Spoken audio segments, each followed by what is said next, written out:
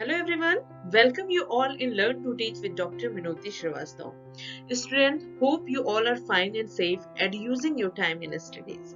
Students, जैसा कि आपको पता ही है कि Learn to Teach चैनल पे आपको मिलते हैं CTET, BEd तथा लाइफ से संबंधित बहुत से टिप्स। CTET पे अगर मैं बात करूं तो इस समय जो हमारा फोकस चल रहा है वो इसके पेपर सेकंड पे चल रहा है, जिसमें भी हमारा जो फोकस है वो सोशल साइंस और स्टडीज पे है, जिसके ऑलमोस्ट 50% जो टॉपिक है वो हम लोग ने कवर कर लिए हैं। और आज जो टॉपिक मैं आप लोग के लिए लेके आई हूँ वो है सेक्शन सेकंड का चैप्टर वाटर। तो आज हम वाटर के बारे में डिटेल में जानेंगे। स्टूडेंट्स, अब हम ये जान लेते हैं कि अर्थ पे ओवरऑल यूज का और ओशियन में या सी में कितने परसेंटेज वाटर है।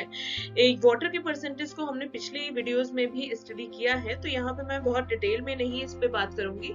तो ओवरऑल अगर यहाँ पे आप जैसे कि देख ही सकते हो, जो बताया जा रहा है कि आपका जो फ्रेश वाटर है उसका जो परसेंटेज है वो 2.5% हमारे पास ओवरऑल अर्थ में जो फ्रेश वाटर है, out of which only 1% is available for drinking.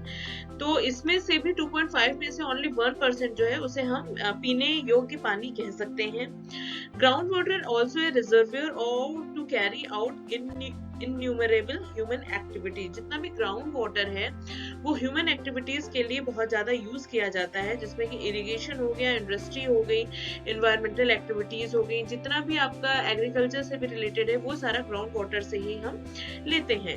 इसके अलावा जो ओशियन है वो अपने आप में एक solid amount, solid percentage of water capture करता है, जो कि है 97.3% जो वाटर है वो हमारे ओशियन में पाया जाता है, जिसे हम रिजर्वियर सैलिन वाटर कहते हैं। Water move on earth through the cycle process. जो वाटर होता है वो कभी एक तरीके से डिस्ट्रॉय नहीं होता है, उसका मूवमेंट या एक साइकिल चलती रहती है। और जो साइकिल होती है उसके कई फॉर्म हो सकते हैं, लाइक इवेपोरेशन के थ्रू इसकी साइकिल चलती है, ट्रांसपिरेशन होता है, कंडेंसेशन होता है, प्रिसिपिटेशन होता है एंड रन ऑफ। ये कुछ मेजर साइकिल हैं जिसके थ्रू जो लैंड का या फिर आप ग्राउंड वाटर है वो साइकिल के थ्रू एनवायरनमेंट में चलता रहता है और वो हम उसे यूज करते रहते हैं। Study of glacier is called. जब हम ग्लेशियर्स की स्टडी करते हैं तो उसे हम ग्लेशियोलॉजी कहते हैं, जबकि जब हम ओशियन के बारे में स्टडी करते हैं तो उसे हम ओशियोलॉजी के नाम से जानते हैं। तो ये कुछ इंट्रोडक्शन पार्ट था अबाउट वाटर। अब हम इसे और डिटेल में जानेंगे कि वाटर एग्जैक्टली किन किन फॉर्म में मिलता है, क्या क्या उसके पर्सपेक्टिव या रूप हमें देखने को मिलते हैं। जैसा स्टूडेंट अभी हम लोग ने जाना कि 97.3% जो वाटर है अर्थ में वो सिर्फ और सिर्फ ओशियन अपने आप में समाया हुआ है। मतलब ओशियन जो है, जितने भी महासागर हैं उसमें ओवरऑल 97.3% वाटर है। ओशियन इसीलिए इसे great depression of the outer layer of earth कहा जाता है, जिसमें आउटर लेयर जो अर्थ की है उसमें 97.3% वाटर हमें देखने को मिलता है इन ओशियन।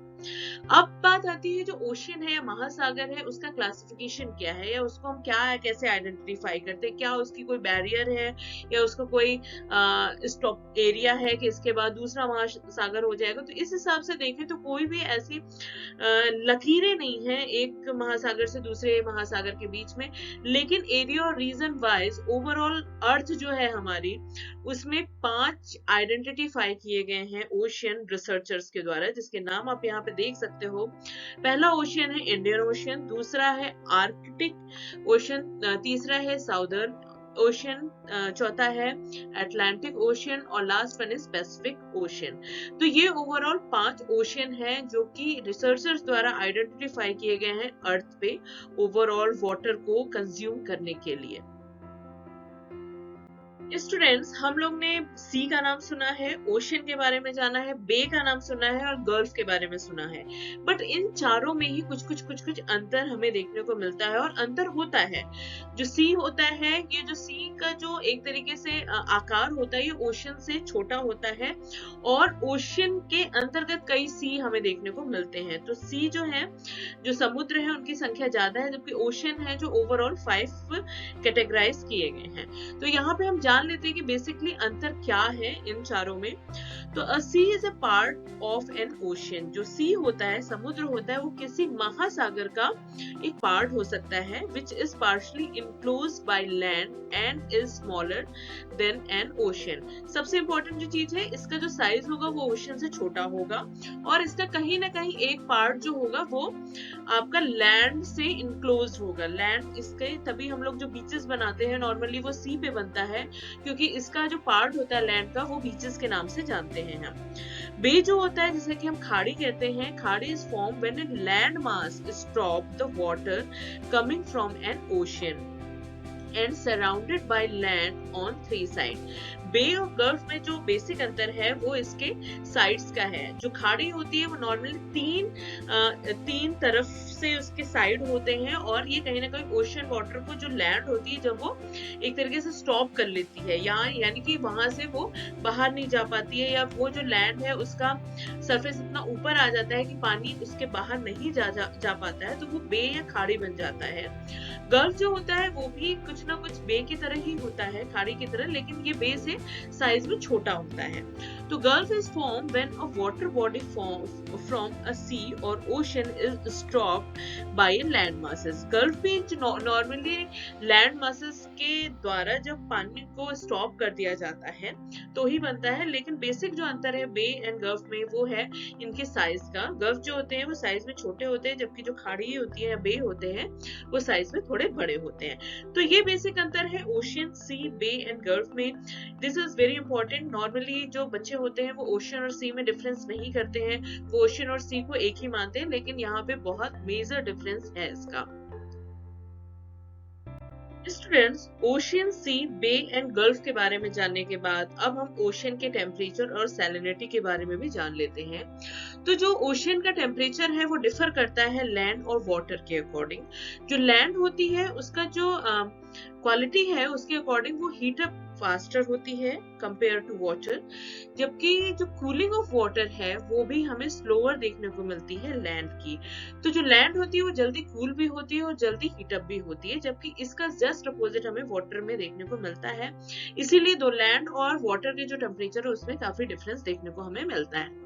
अगर हम सैलिनिटी की बात करें तो सैलिनिटी जो होती है वो अमाउंट ऑफ सॉल्ट होती है। ओशन या सी में जो अमाउंट ऑफ सॉल्ट है, हमें पता है 97.3% जो वाटर है वो ड्रिंकेबल नहीं है, because the quality of salinity, यानी कि जो उसमें सॉल्ट पाया जा रहा है उसके अकॉर्डिंग वो ड्रिंकेबल नहीं है।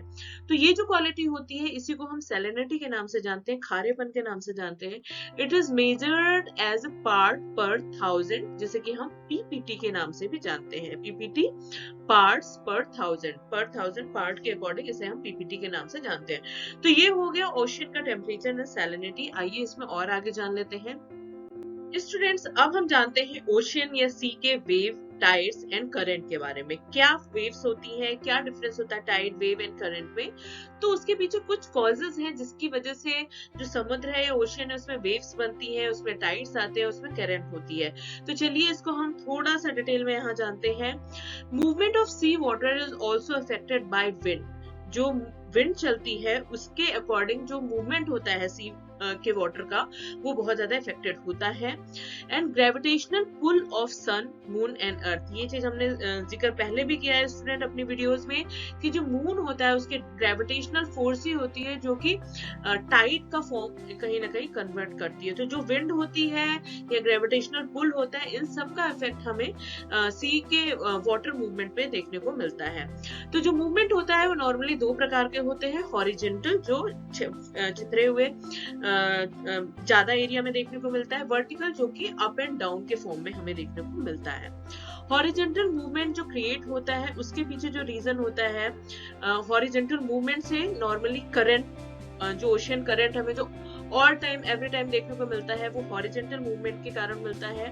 टाइड आर क्रिएटेड बाय, जो टाइड होता है वो वर्टिकल मूवमेंट के द्वारा हमें देखने को मिलता है। तो नॉर्मली जो टाइड होता है वो हमें शाम को या रात में देखने को मिलता है, क्योंकि उस समय मून का ग्रेविटेशनल पुल बढ़ जाता है और हाई टाइड्स हमें रात में ज्यादा देखने को मिलते हैं। जबकि दिन में क्योंकि मून इतना इफेक्टिव नहीं होता है, इसलिए हॉरिजेंटल मूवमेंट होने से हमें ओशन और सी में करंट और वेव्स देखने को मिलती हैं। Surge appear similar to tide, but they are caused by change in wind and atmospheric pressure. Surges जो होते हैं वो भी एक प्रकार के टाइड ही होते हैं, लेकिन इसका जो रीजन होता है, इसको क्रिएट करने का जो रीजन होता है वो डिफरेंट होता है, और उसके पीछे जो रीजन है वो होती है change in wind. Direction of wind में जब चेंजेस आता है तो वहां पे हमें सर्ज या एक तरीके से घुमावदार मूवमेंट देखने को मिलेगा, और एटमॉस्फेरिक प्रेशर जब बन जाता है तो भी वहां पे सर्जेस क्रिएट होते हैं. अब जो टाइड बनता है, ये जो भी मूवमेंट होता है, वेव्स होती है, उसका कुछ हमें फायदा भी होता है क्योंकि ये ऑलरेडी प्रिडिक्टेड होते हैं. हम वेव के अकॉर्डिंग, विंड के अकॉर्डिंग, ग्रेविटेशनल पुल के अकॉर्डिंग ये सारी चीजें प्रिडिक्ट कर सकते हैं, और उससे लोग फायदा उठाते हैं. और फायदे क्या हो सकते हैं?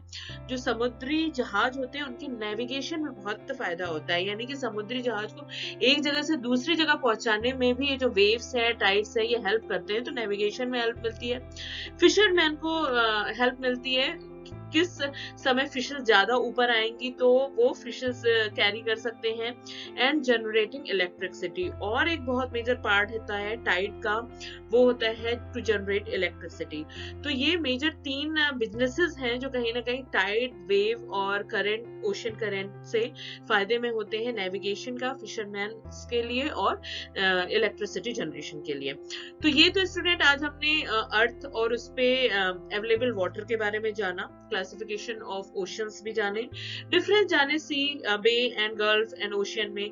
अब आती है बारी एमसीक्यूज की. तो ये हमारा वाटर वाला चैप्टर तो कंप्लीट हो गया है, बट ये कंप्लीट इसलिए भी नहीं है क्योंकि अभी इसके एमसीक्यूज बाकी हैं. तो चलिए इसके कुछ एमसीक्यूज को सॉल्व करते हैं और इस चैप्टर को आज कंप्लीट करते हैं. स्टूडेंट्स, वाटर चैप्टर का पहला क्वेश्चन आ रहा है आप लोग के लिए, और ये जो क्वेश्चन है ये पूछ रहा है, where do water ocean currents originate. जो ओशियन करंट है उसका जो ओरिजिनेशन है वो कहाँ से होता है, जन्म कहाँ से होता है? तो इसके 4 ऑप्शन दिए हैं, near poles, equators, both and none of the above. तो इट मींस जो इसका आंसर होना चाहिए अकॉर्डिंग टू मी वो इक्वेटर्स यानी कि भूमध्य रेखा होनी चाहिए.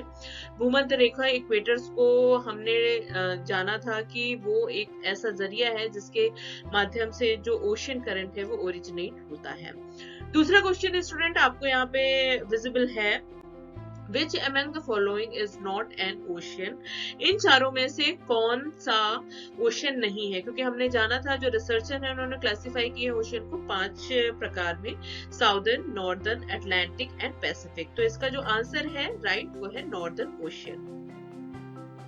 स्टूडेंट्स, थर्ड जो क्वेश्चन है वाटर चैप्टर का वो पूछ रहा है, what factors affect circulation of sea water. जो समुद्र का पानी होता है उसके सर्कुलेशन पे कौन से फैक्टर अपना इफेक्ट देते हैं? तो इसके 4 ऑप्शन दिए हैं, temperature, density, salinity, winds, gravitational pull of sun, moon and earth and all the above. I hope आपको भी इसका राइट आंसर पता होगा और ये बहुत ही इजी है. 4th वन इज राइट, यानी कि ऑल द अबव. जितने भी ऊपर आप फैक्टर देख रहे हो ये सारे कहीं ना कहीं सी वाटर के सर्कुलेशन को प्रभावित करते हैं. 4th वन क्वेश्चन जो है स्टूडेंट वाटर चैप्टर का वो है, how many river basins are there in India. India में ओवरऑल कितने रिवर बेसिन हैं? तो इसका जो राइट आंसर है स्टूडेंट वो है 25th, यानी कि 4th वन इज राइट. 25 जो रिवर बेसिन है वो ऑल ओवर इंडिया में हमें देखने को मिलते हैं. तो इस हिसाब से स्टूडेंट आज आपका सेक्शन 2 का वाटर जो चैप्टर है वो कंप्लीट होता है विद एमसीक्यू. अब हम आप लोग से मिलेंगे नेक्स्ट वीडियो में विद न्यू चैप्टर. तब तक आप अपनी स्टडी पे फोकस करिए, अपना और फैमिली वालों को ख्याल रखिए, सेफ रहिए, सुरक्षित रहिए और अपने टाइम को सही से यूज करते रहिए. Till then take care and bye.